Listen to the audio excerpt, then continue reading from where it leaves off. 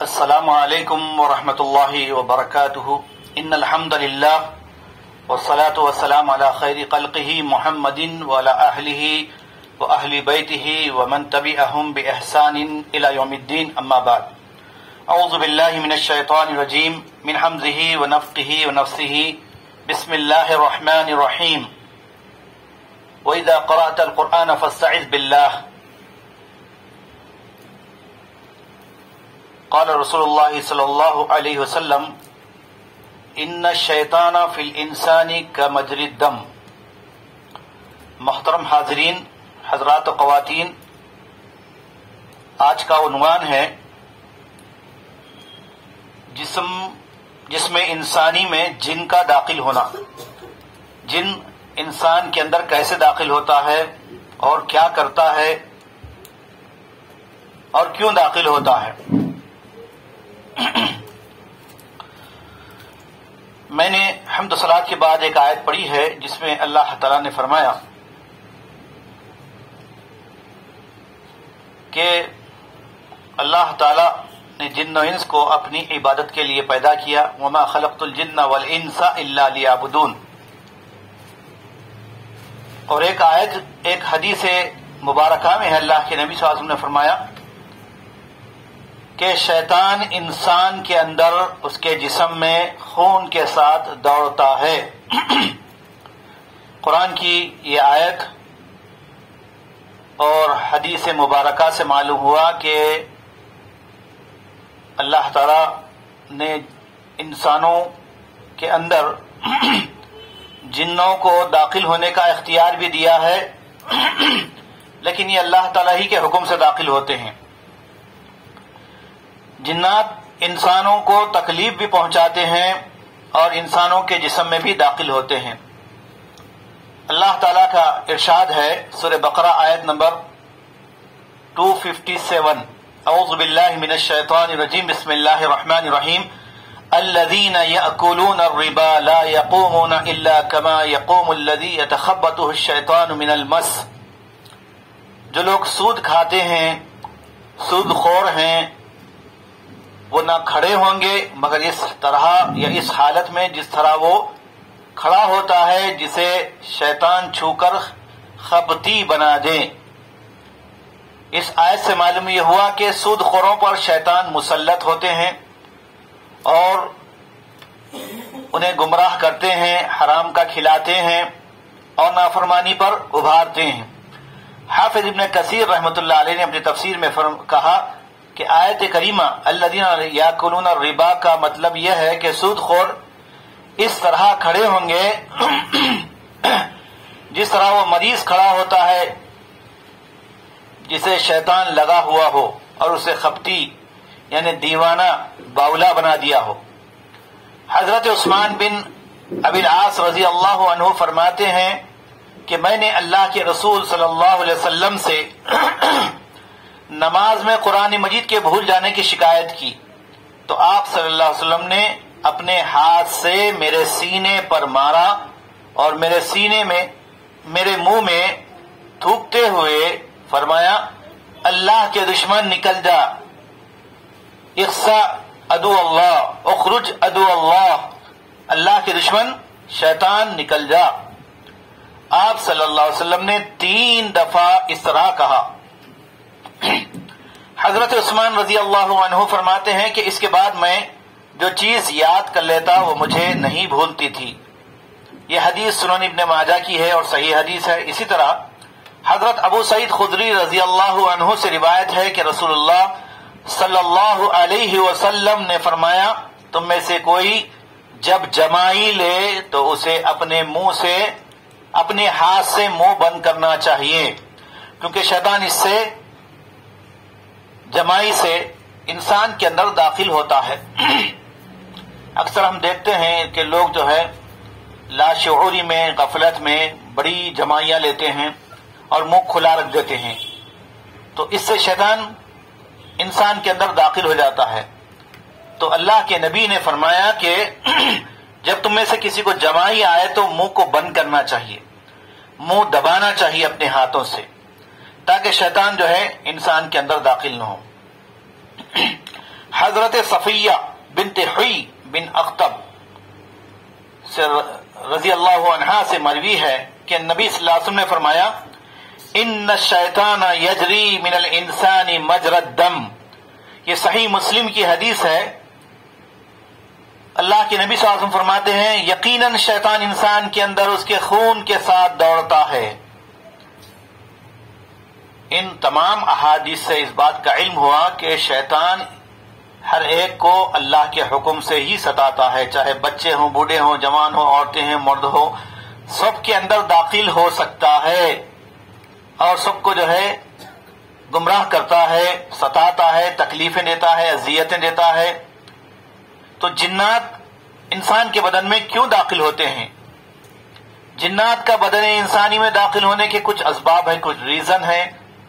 یہ غور سے سنیے کس وجہ سے شیطان انسان کے بدن میں داخل ہوتا ہے. نمبر 1، جنوں کا بدن انسانی میں داخل ہونا اللہ کی جانب سے آزمائش کی وجہ سے بھی ہوتا ہے. اللہ کی طرف سے آزمائش بھی ہوتی ہے.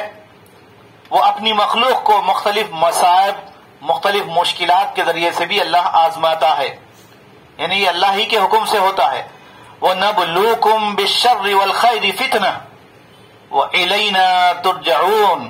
سورہ انبیاء آیت نمبر 35. اللہ کا فرمان ہے کہ ہم آزمائیں گے تمہیں شر اور فتنے کے ساتھ اور تم ہماری ہی طرف لوٹ کر جاؤ گے.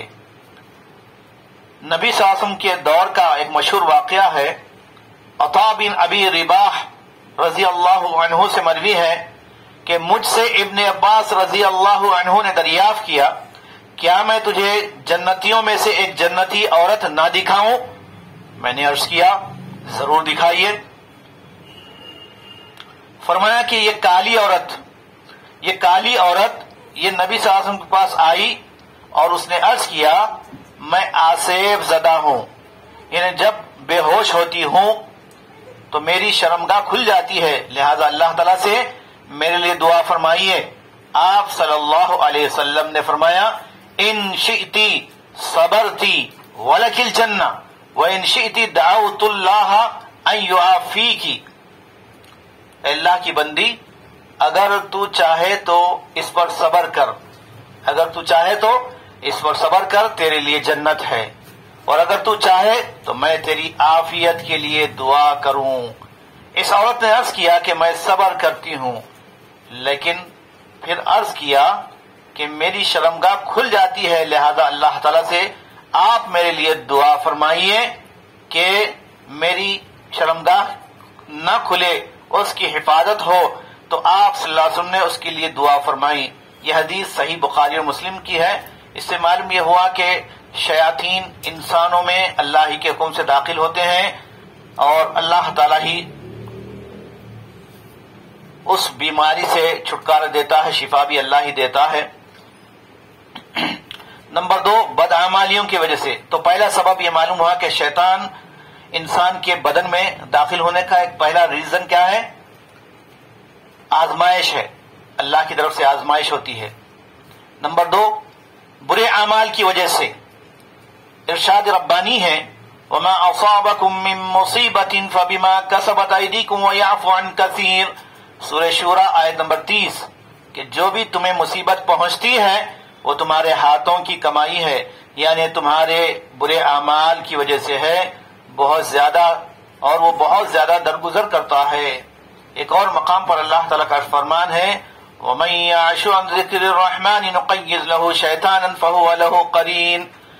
کہ جو لوگ اللہ کے ذکر سے، اللہ کی عبادت سے، قرآن سے، نماز سے، عبادت سے، ذکر و اذکار سے منہ موڑ کر زندگی گزارتے ہیں، غفلت کی زندگی گزارتے ہیں، لاپرواہی کی زندگی گزارتے ہیں، تو ہم ان کے لیے شیطان مقرر کر دیتے ہیں، ان پر چھوڑ دیتے ہیں، شیطان ان کا ساتھی بن جاتا ہے. اس آیت سے تو صاف پتا چلا کہ بے نمازیوں پر شیطان اللہ کے حکم سے ہی آتے ہیں، اللہ کا ذکر نہیں کرنے والوں پر شیطان اللہ کے حکم سے داخل ہوتے ہیں اور انہیں ستاتے ہیں.